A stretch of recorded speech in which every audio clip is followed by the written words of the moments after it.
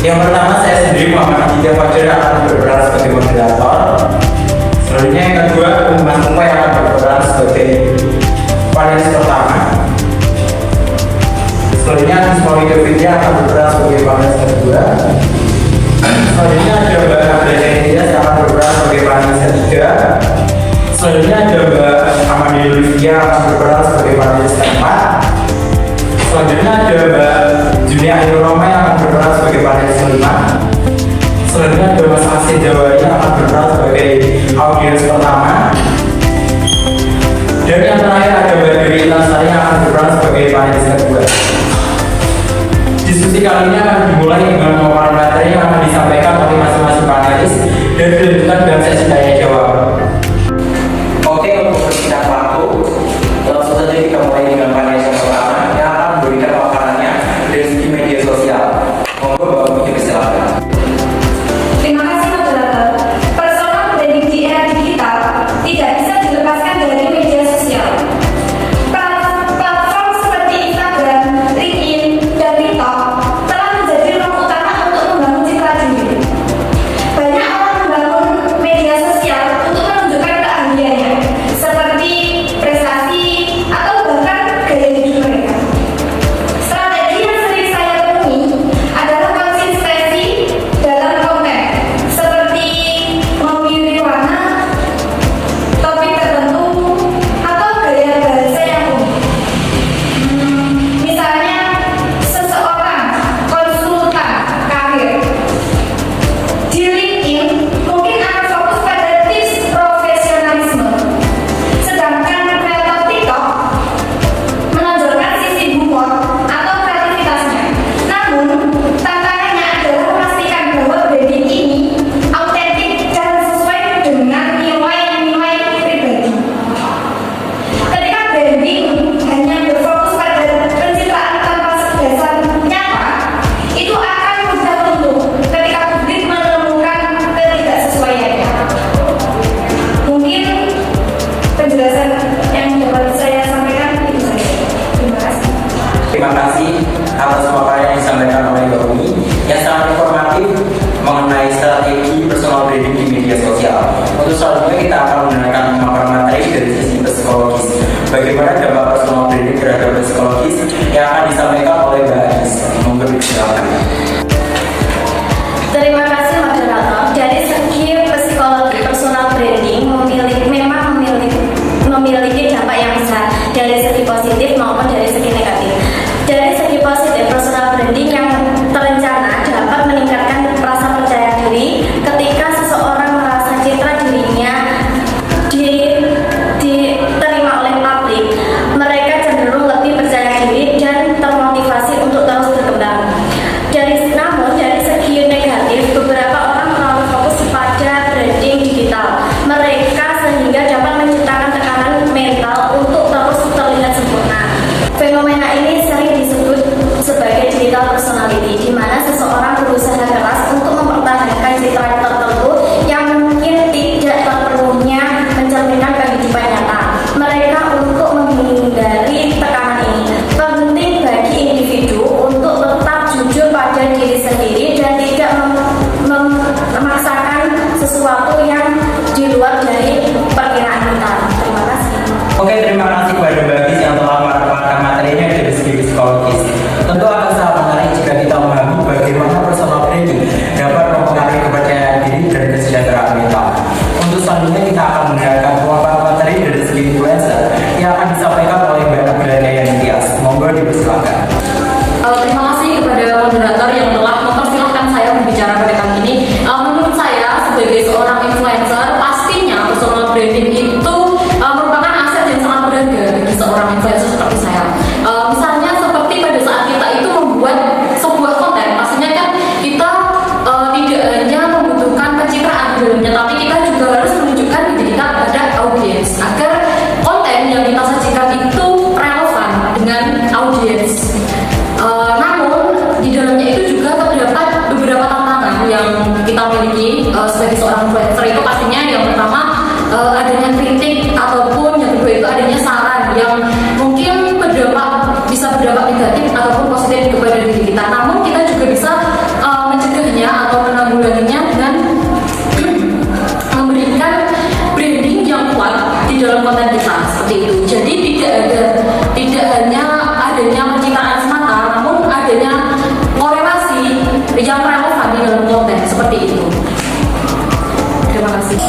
Oke, terima kasih banyak Bila atas pemaparan materinya.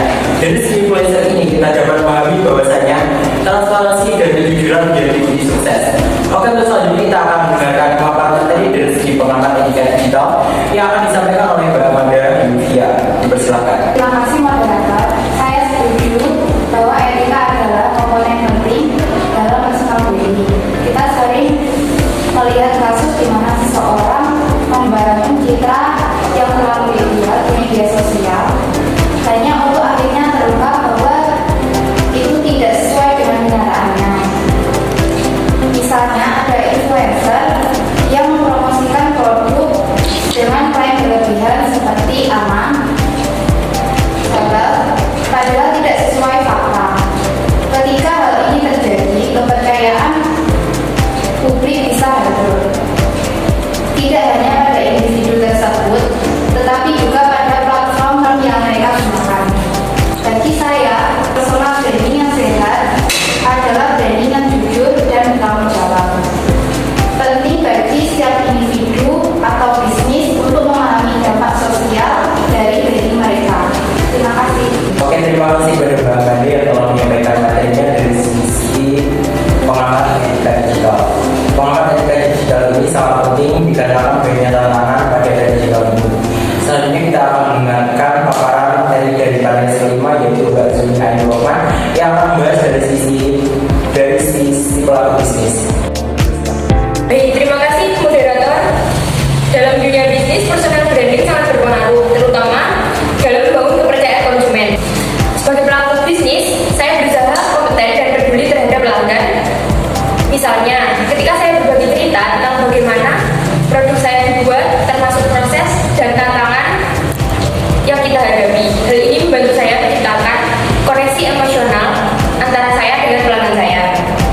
Namun, personal branding saja tidak cukup. Harus ada bukti nyata yang mendukung citra tersebut. Jika saya mempromosikan produk berkualitas, tapi ternyata produk tidak berkualitas, maka branding saya akan kehilangan nilainya. Jadi, personal branding yang baik harus sejalan dengan tindakan yang nyata. Baik, moderator, bagaimana? Oke, terima kasih kepada para panelis yang telah memaparkan materinya. Untuk selanjutnya saya ingin mendengarkan dari sisi audiens. Mungkin Mbak Dewi Nansari bisa memberikan pendapatnya bagaimana manfaat dan risiko personal branding. Terima kasih kepada moderator. Menurut saya, personal branding memang memiliki manfaat yang besar, terutama dalam membangun citra positif di masyarakat. Tetapi saya juga setuju dengan para panelis bahwa ada risiko seperti pencitraan yang terlalu berlebihan bahkan tidak jujur. Saya ingin bertanya kepada Mbak Amanda, sebagai pengamat etika digital, bagaimana kita bisa membedakan antara personal branding yang autentik dan yang sekedar pencitraan, terutama di media sosial yang seringkali penuh dengan manipulasi visual atau narasi. Terima kasih. Terima kasih atas pertanyaannya. Salah satu cara untuk membedakan antara personal branding yang autentik dan sekedar pencitraan adalah dengan melihat konsistensi antara apa yang ditampilkan dan apa yang dilakukan di luar sosial media. Sebagai contoh, jika seorang membangun branding sebagai advokat gaya hidup sehat, tetapi di luar media sosial mereka justru terlihat tidak mendukung nilai tersebut, itu adalah tanda pencitraan. Kuncinya adalah menunjukkan sisi positif, tetapi juga membagikan perjuangan, tantangan, atau bahkan kegagalan mereka. Selain itu, interaksi mereka dengan audiens seringkali terasa lebih tulus. Apakah ada audiens lain yang Bagaimana panelis melihat branding muncul niaga grassroots yang sering membawa mood tertentu saat berjualan? Gaya bentuk yang humoris dan spontan ini cukup menarik perhatian, tetapi apakah strategi seperti ini efektif untuk menjaga kepercayaan audiens dalam jangka panjang? Selain itu, bagaimana pendapat panelis mengenai tagline muncul? Sekali lagi niaga grassroots serta kejujurannya yang terang-terangan. Dia mengatakan buahnya jelek jika memang jelek, atau bahkan menutup toko secara spontan jika sedang tidak mood. Oke, pertanyaan yang menarik sekali untuk kita bahas di forum diskusi kali ini bahwa kita tahu nih ada salah satu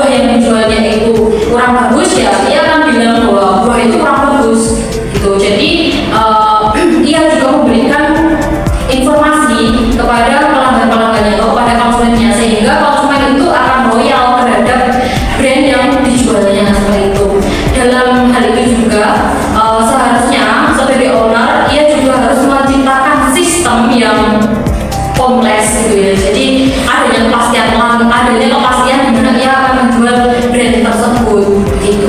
Terima kasih. Oke, terima kasih atas paparan materinya dari sisi influencer. Sekarang saya ingin mendengarkan dari sisi pelaku bisnis. Bogo Bajunya Air, bersilakan. Baik, sebagai pelaku bisnis saya melihat apa yang dilakukan oleh Ucup adalah contoh branding yang kuat, membawa mood tertentu saat berjualan, apalagi yang positif dan penuh energi. Merupakan cara efektif juga untuk menarik para pelanggan dan membangun loyalitas bisnisnya. Pada tagline Ucup yaitu sekali lagi niaga duit juga menjadi elemen branding yang mudah diingat sehingga memperkuat cita usahanya. Namun di sini saya akan menambahkan bahwa branding yang dibuat oleh Ucup ini harus didukung oleh sistem bisnis yang solid dan juga kejujuran Ucup dalam mengatakan jika memang buahnya jelek adalah nilai yang luar biasa. Tetapi para pelanggan juga membutuhkan kepastian. Misalnya jika tokonya sering tutup secara spontan, pelanggan bisa merasa bingung ataupun kecewa. Jadi Ucup perlu mempertimbangkan keseimbangan antara spontanitas dan sistem operasional yang teratur. Dengan memastikan pengelolaan stok, pelayanan pelanggan, dan kualitas produk tetap terjaga, branding seperti ini bisa menjadi inspirasi bagi banyak pelaku usaha lainnya. Pelanggan tidak hanya membeli buah, tetapi juga pengalaman dan kepercayaan. Jika branding ini dipadukan dengan sistem bisnis yang baik, saya yakin Niagara Fruit akan terus berkembang. Baik, mungkin itu saja yang saya tambahkan. Oke, terima kasih Bajunya atas jawabannya. Mungkin ada yang lagi, kalau tidak ada akan saya tutup. Baik, rekan-rekan, dikarenakan tidak ada pertanyaan lagi, diskusi ini akan saya tutup. Oke, referensi kita pada diskusi kali ini, personal branding adalah alat yang sangat bermanfaat jika dilakukan dengan kejujuran, tanggung jawab, dan inovatif. Namun, individu maupun bisnis perlu berhati-hati agar tidak terjebak dalam pencitraan berlebihan yang berisiko merusak kepercayaan publik. Rekan-rekan, kita telah sampai di penghujung diskusi. Dari diskusi ini kita dapat menyimpulkan bahwa personal branding yang baik harus autentik dan memiliki ciri khas masing-masing. Terima kasih kepada para panelis yang telah memaparkan materinya dan para audiens yang telah menyampaikan pertanyaan-pertanyaannya. Sampai jumpa di diskusi selanjutnya. Terima kasih.